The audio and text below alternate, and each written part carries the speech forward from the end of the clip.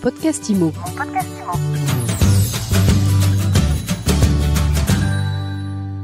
Bonjour et bienvenue dans ce nouvel épisode de mon podcast IMO, votre rendez-vous avec l'immobilier. Je suis Ariane Artignan, tous les jours avec mes invités, on fait le tour de l'actu et aujourd'hui, j'ai la chance d'avoir deux invités. On commence, honneur aux dames, par Delphine Herman, directrice de relations extérieures de Guy Hockey.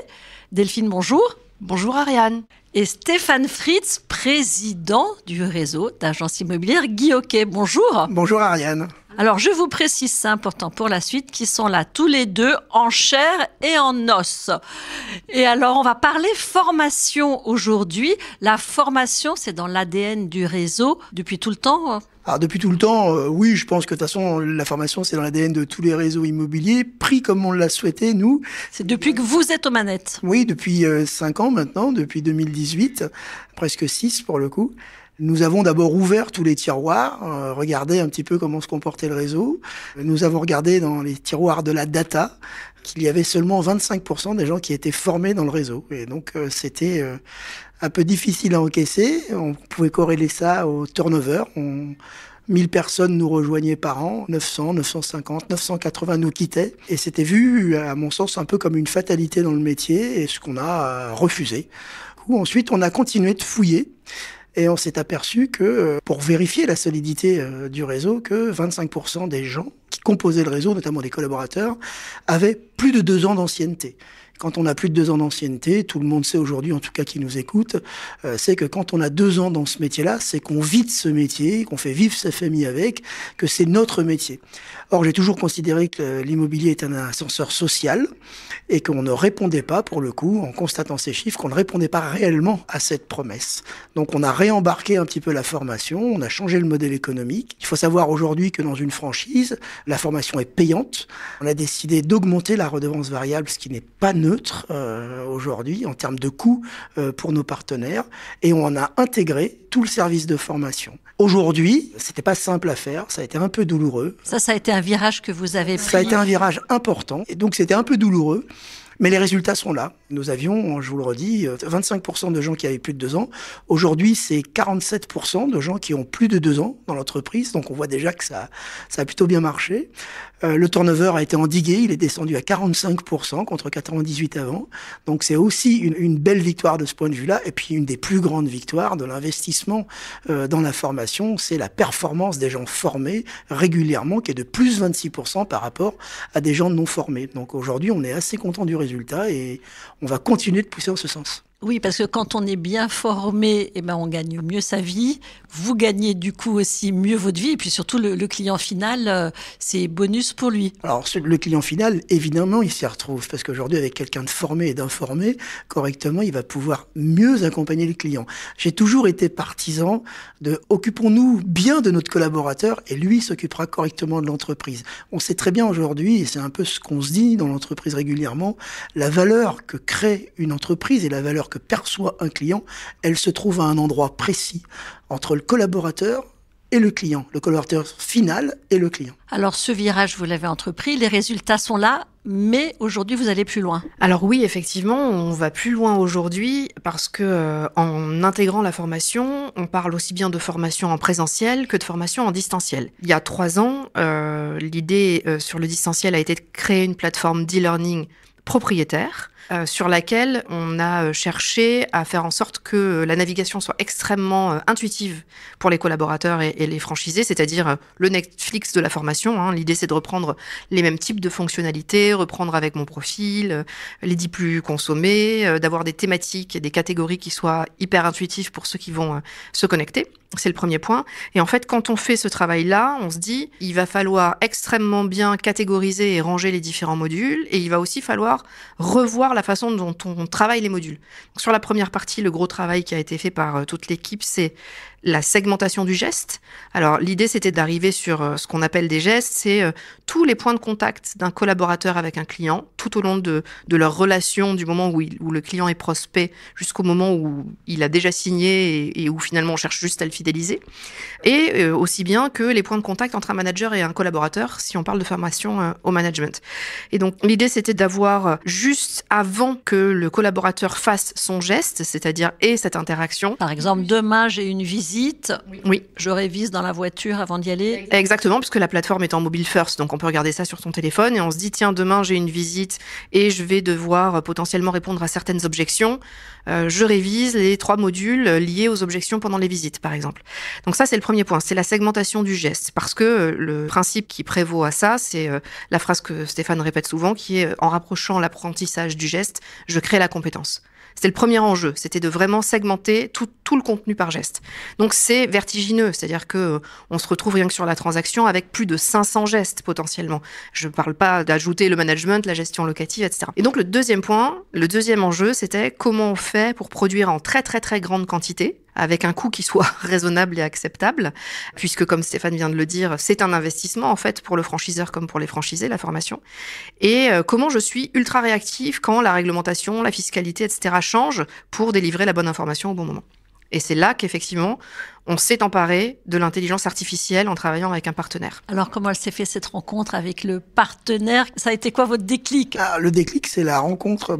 C'est Delphine qui est en veille permanente. C'est aussi une partie de son rôle dans son travail. Elle est en veille permanente et donc qui lève, je crois, sur France 5 une émission de Brainsonic présente Thomas Huchon qui essaye de parer aux fake news et donc il a pas le temps, lui, de d'écrire un article. Une fake news sort, il a pas le temps de la contrer, qu'il y en a déjà 3 autres derrière. Et donc, il s'est emparé de l'IA pour pouvoir produire un maximum d'articles sans avoir à tourner, à monter, à corriger, à mettre en production. Et donc, c'est cette démonstration que me montre Delphine un matin en réunion. Et je crois que à 14h, on était en visio avec Mathieu Cruc de Brainsonic. On a embarqué ça en moins de temps qu'il faut pour le dire, puisque ça répondait, nous on avait fait, Delphine l'a bien dit, on avait fait 44 modules en 1 an et demi, ils étaient extrêmement coûteux, ça prenait énormément de temps, et on avait 500 gestes à faire. Donc autant vous dire qu'on aurait eu la plateforme complète en 2050, mais en 2050 tout aurait déjà changé et il aurait fallu y repartir. Donc on était un petit peu dans un entonnoir et on savait pas trop en sortir. Et on ne pensait pas du tout à l'IA à ce moment-là. Et l'IA est arrivée comme une bonne nouvelle, et aujourd'hui elle nous permet, on peut promettre au réseau plus de 200 gestes avant la fin de l'année par cette mécanique. Il faut savoir aussi une chose, c'est que la consommation de la formation dans les réseaux de franchise, c'est une semaine sur le vendeur, une semaine sur l'acheteur. On apprend plein de trucs, il y a du juridique, du commercial, du managérial, de la réglementation.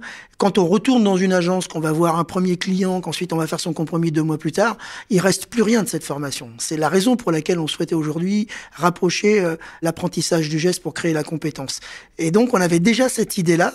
Mais encore une fois, on était dans un entonnoir, on était en incapacité de produire autant de modules dont on avait besoin. Alors racontez-nous techniquement, parce que le résultat est bluffant, c'est des avatars. Vous avez votre avatar, les formateurs ont leur avatar. Je ne sais pas si Delphine a son avatar. Non, je n'ai pas mon avatar pour le moment. Non, effectivement, on a tourné en test l'avatar de Stéphane et puis ensuite celui des formateurs. C'est même déroutant tellement ça semble simple, en fait. C'est-à-dire qu'on est allé dans les locaux de Brainsonic avec qui on travaille. On a tourné, alors on a choisi un texte, on aurait pu prendre n'importe quel texte. En fait, on peut décider de réciter l'annuaire des pages jaunes pour les plus anciens ou de choisir un livre. L'idée, c'est d'avoir un texte qu'on va lire pendant 5-10 minutes. Nous, on avait pris un module de formation pour se mettre un petit peu dans l'état d'esprit. Et puis, quelques entraînements de type réciter l'alphabet. Stéphane a récité l'alphabet, compter jusqu'à 20, parce que l'idée, c'est de voir comment la machine a besoin de savoir comment il prononce les lettres, quelle intonation il met dessus pour reproduire sa voix de la meilleure façon possible. Et en fait, c'est un tournage qui a duré, 1/4 d'heure, 20 minutes. Ça a été extrêmement rapide. Une fois que tout ça a été dans la boîte, l'idée, c'est que on l'envoie à la solution d'intelligence artificielle qui crée l'avatar de Stéphane avec son image, sa voix.